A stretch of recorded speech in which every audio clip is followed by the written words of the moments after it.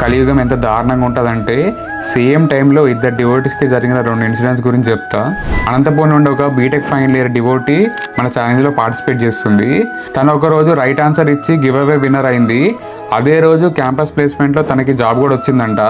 ఒకే రోజు Krishna materially and spiritually తనకి gift ఇవ్వడం జరిగింది. తను చాలా హ్యాపీ ఫీల్ అవుతుంది. ఇంకో డివోటీ గురించి చెప్తా. ఈ డివోటీ కూడా మన ఛాలెంజ్లో పార్టిసిపేట్ చేస్తుంది.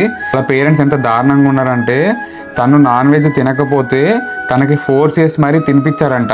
సో తన ఛాలెంజ్ బ్రేక్ అయిందని చెప్పి చాలా బాధపడుతుంది.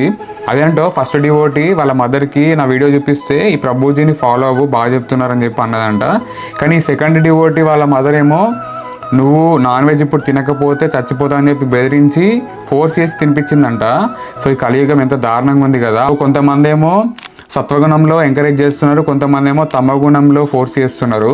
ఈరోజు గివ్ అవేల క్వశ్చన్ కూడా దీనికి సంబంధించిందే. లోభం మరియు అశాంతికి కారణమైన గుణం ఏంటి? మీకు కనుక ఆన్సర్ తెలిస్తే హరే కృష్ణని కమెంట్ చేయండి. మీకు ఒక లింక్ వస్తుంది. మీరు అక్కడికి వెళ్ళి గివ్ అవేలో పార్టిసిపేట్ చేయొచ్చు అండ్ మీరు కూడా గివ్ అవేలో గెలవచ్చు. హరే కృష్ణ. రాధే రాధే.